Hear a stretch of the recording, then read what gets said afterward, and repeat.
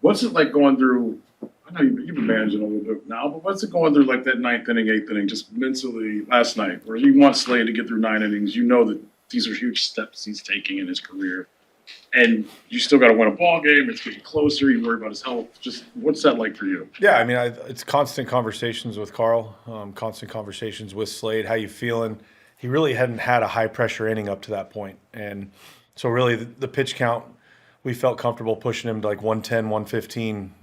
But as soon as the save opportunity was there, we needed to go and and end it. And obviously, wish the ninth inning would have gone better for Slade, but it's a little bit uncomfortable. You don't know when to pull the trigger, when not to. How long do you let him go? But I felt like we did it right at the right time where, Class A wasn't facing the tying run yet. Tying run was on deck, so give him a chance to settle into the inning, and he did what he does best. He closes the door. What does it say about the A's? I know you've told us for 2 years they're a good team, they can hit. But what does it say about them that they got back in that game? And is that like a message to your team of like, you got to take care of these guys? Yeah, and we have to add on. And I think that was the message that our guys sent. Like, we can add on. We're going to add on. And it wasn't just the one big inning. We scored in 3-4 innings. So a lot of good things from last night. And that they're a great offense. We know that. And we need to score runs to beat them. And Slade was outstanding. It stinks that he left with 6 earned runs just because it was a much better outing than that. I mean, he went 8 1/3, had an opportunity to get a complete game, and it was really fun. What's Kwan doing today? Kwan's doing better. He's going to take some swings, do some outfield drills, so we'll see what his status is for tomorrow, but he's feeling a lot better. Is there a dividing line with how he's doing with the day-to-day versus the point where you might want to IL him just to give him extended rest? Yeah, I don't think this is an IL case at all. He's feeling better in each day, so we'll monitor him day by day, obviously, but tomorrow's a big day, or today's a big day, and tomorrow's a big day. Every day's a big day, and got to see how he feels day to day. The guy like Angel, not just because he's hitting leadoff, but he's an aggressive hitter, swings a lot of pitches. When is it okay to be aggressive? You know what I mean? Like, when is it okay to be aggressive, and how do you teach like a younger guy that it's okay to take a pitch every once in a while as well? It's continuing to have conversations with Angel. I mean, he's going to continue to learn which pitches he can drive, which pitches not, and be able to recognize them earlier and earlier. He's 23 years old. I mean, what he's doing at the big league level is incredible. And particularly from the right side, he's been phenomenal with his swing decisions. Left-handed is still a work in progress, but it's getting better. This last week, the last road trip, and even last night, he's putting together much better at bats. He's on the fastball left-handed, which he wasn't for a majority of the year. So we're seeing a lot of growth with Angel, and that's just going to continue to get better. How's Gaddis? Gaddis feeling good. He threw a bullpen yesterday. He's going to play catch before the game today. So day to day, still we'll know more after he plays catch today. He could be available then. Mm-hmm.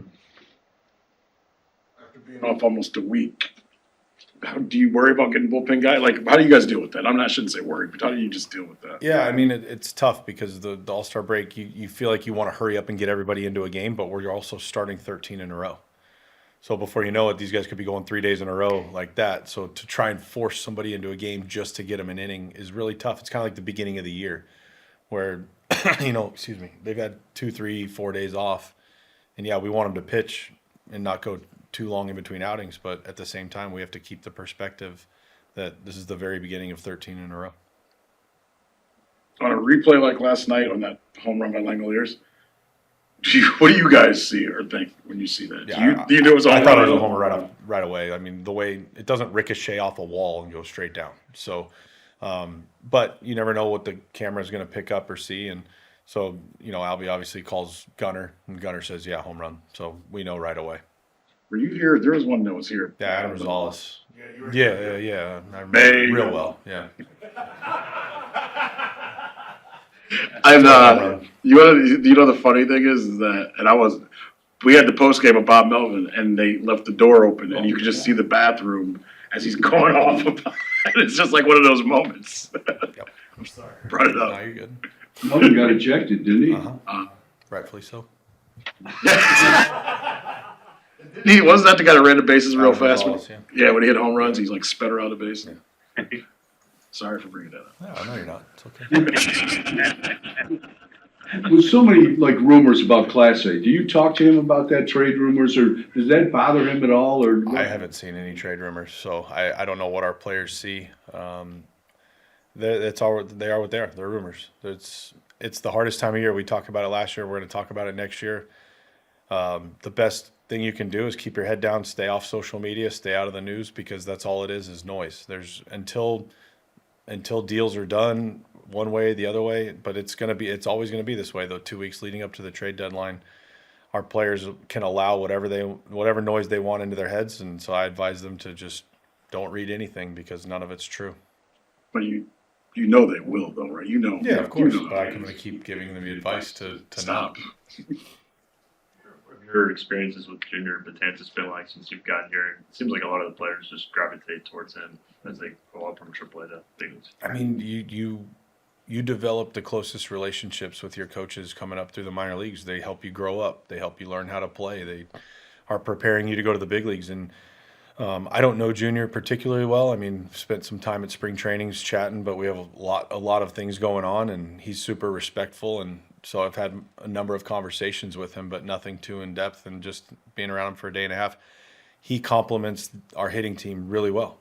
He brings a different perspective, a different voice, and that's what we want. We want on all of our, whether it's our pitching team, defensive team, on our coaching staff, we want different opinions, different eyes, different voices, because that's what makes us better. And Junior brings a different perspective on things, and he knows all of these guys. He had them all throughout the minor leagues. That's why Rugi's been so valuable for us, is he coached, managed all these guys coming up through the minor leagues. So we're excited to have Junior, and we'll see how it grows. Why do you think so many players swear by you that come up here? Tough question. Maybe the relationship, like I be with them like a long time ago when they started rookie ball like Ozzy. So I think the relationship with us is pretty tight, and I know them like a long time. I know what are they doing, so they feel comfortable, like working with them. What's your most important trait as a batting coach? Like, what do you feel like you have to help guys with the most? What are you trying to watch? I think it's slow the game down, especially over here. They wanna get results and forget the process. So I focus a lot in the process, and I say if you take care of the process, like the results come good. How'd you get the news that they were adding you to the Major League staff? Oh, I drove home on Monday. I live in New Jersey, so I drove home and I get over there like at 4 in the afternoon. So I received a call like at 5 from Egg, and he told me the news, and he told me like I can get 3 days off, and I say no, I waited 27 years, so if you wanna get me back, I can drive right now over there. So this has been a goal of yours to get to the. Of course. Like when we start playing, that is the goal, that is the dream. So when I start coaching, that is the main goal. So like now that you are up here, what's the emotions like? It's different level. Like I had to learn a lot from this level. So I had to make some adjustment from the level, better pitcher, better commands. So like day by day, I'm learning and get my experience to the guys. So. What kind of player was Jose when you first saw him? He was a great player, like more defense, back to the ball. He don't have that power yet, but he got great back to the ball, aggressive. Like his best is his instinct and the way he play every day, like hard. That was impressive. So he is still the same, but with more power now. Are his instincts God-given? Can they be taught to others? His instincts and how he plays the game? He come from him. Like I say, where he got that energy like every day. So when I met his mother, they are the same. Like his mother is every day like with high energy, and I think he got that one from his mother. What kind of player was Angel Martinez when you started working with him? I still working with him this year, like in Columbus, but he's the guy like got power. He needs to continue to work and swing decision and get better pitcher to drive the ball. When he's doing that, he's a great player. So he needs to be just more consistency in those areas. He said you worked with him in at the academy over the winter in the Dominican? Yes, I went over there like in November. I work over there for the Estrella in Winterboro. So it's close to the complex. He was in the complex every day. So when I got day off, I went to the complex and we worked together. Do you coach at Estrellas? Yes, yes. I was assistant manager over there. Oh, okay. Left-handed on him, because it's not his natural side. What are you guys trying to work with him to become as good as he is right here? Yes, like get the same rhythm and movement and sequencing, like he's doing in the right side. That is a strong way. So we try to do like a same movement and sequencing in the left side. So like that he stay more behind the ball and control better like the low pitches, like eliminate some chases over there. What kind of player were you? I was like a contact player. I don't have any power. So put the ball and playing wrong, like a long way. Rokia, we've seen him when he's not having that big swing being consistent. How do you help him kind of find his swing and find the right swing for him? Yeah, we try to focus in the movement in game, because when he feels so comfortable, he's trying to hit the ball so hard, and he get our sequencing. So we try to maintain the game simple to him, like executing his approach, and just focus in long angle, like 15 to 25, like he's producing in that way. So like maintain those angle and keep simple movement.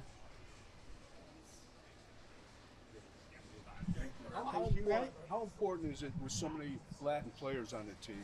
How important is it to have a hitting coach that speaks their language? I think it's so important because the energy they have, like the comfort they have, they feel great in the dugout. So the energy is high, they feel more comfortable, and they can play better. When you feel comfortable and you're happy, you play better. How's your wrist feel, like on from a 1 to 10 scale? Yeah, it feels good. Got the shot, been recovering well. Happy with the progression of it so far, so I'm cautiously optimistic on it. Was it from the Dodgers series? Is that when this first cropped up? Yeah, it was one of the stolen bases. I think it was the second one that didn't end up mattering because the hitter struck out. But yeah, like came in, folded over, and then just kind of dragged along, and felt like it was weird that game. And it's just been kind of lingering ever since. It's been like getting better at certain times, and something will happen, and it'll get worse. So yeah, it's just been lingering for a little bit. Is that why the decision was made to take a couple days off, or get a shot and like go day to day now after how long it's lingered? Yeah, I mean, I think we were trying to like forego the shot and just try to make sure or see if it can get better on its own. But back in Houston, I took a big swing and it kind of flared up again. So I think that's when we were just like, yeah, I think we need to just get the shot and be done with it. Especially if we're gonna have a strong second half, I want to make sure I'm 100% for that run. What's the most difficult thing in hitting when you have to deal with that? It's like trying to get to an inside pitch. Yeah, I think the inside pitch has definitely been kind of hampering me a little bit. But also like in 2 strikes, kind of like manipulating the bat the last second and then that little shock. And then trying not to think about it because, I mean, hitting a ball is hard enough. And then when you're trying to manage a wrist, like nobody wants to hear excuses on that. But it's just hard to manage a bunch of things like that going on at once. Outside of they encouraged you to go play in the All-Star game, like what was that kind of decision process like for you? Yeah, I talked to them. Obviously, I want to play with the best in the world, and they fully support me on that, which I really appreciated, and I wanted to be responsible about it. Like, just playing the game, didn't do any BP. I just stood out there for the shagging stuff, but didn't try to go too crazy with it. Just try to get in the game and play what I could. Is it cool to get a game-tying RBI in an All-Star game? Like Yeah. all this other stuff? Yeah, absolutely. And my heart was batting out of my chest, so that was really cool. Kind of reminiscent of like my debut days. But yeah, it was cool. Like obviously just meeting those guys for the first couple days, and then being able to celebrate something like that, and they were congratulating me. Like that was a really cool moment. Did you bring guards ball to the All-Star game? The Yankee staff knew about it, which was funny. So we got it, and then I came back, and they're all looking at me, shaking their heads, saying "guards ball," huh? And I couldn't help but laugh at that. And I think Voter was whispering in their ears for that as well. But yeah, the words came out of their mouths, which was funny. What do you think of the swing off? It's cool. It was a cool idea. I thought when they didn't score in the bottom of the 9th, I thought it was just going to end in a tie because I didn't see any bullpen guys going. But then one of the umpires said it was going to be a swing off, so I thought that was super cool. Logistically, I think it made a ton of sense, and I just feel like it was a cool way to wrap up a game. Yeah, I thought it was really cool. Did you keep the ball, or what'd you think from the All-Star game? I just got a bat and a jersey signed. It would have been cool to get the ball, but I mean, I didn't even think about it. It was one of those moments where everything was going so fast, and was just happy to tie the game up and then go ahead to play defense. Yeah, no ball, but I got some jerseys and some ball signed. Stolen base too. Good. I mean, Yeah. that's- Yeah, How pretty do cool. you, I want to ask this forever. How do you deal with rumors, just as we look up to the trade deadline, where you guys are as a team? Just how do you, and I know you're very good at trying to keep everything, the main thing, but how do you deal with any chatter that's out there, with whether it's about you or someone else? Yeah, I mean, it's all just people who are just speculating on a lot of those things. I think if I'm going to dig into those things, then I'm also digging into those guys that are saying that I suck and I lost them money on whatever, and like partly like it's all just people talking. It's all noise. I think in those moments you just have to rely on the teammates and each other. And like I said, we got one thing we're focused on, and all the other noise, it's always going to be there, but it's just noise.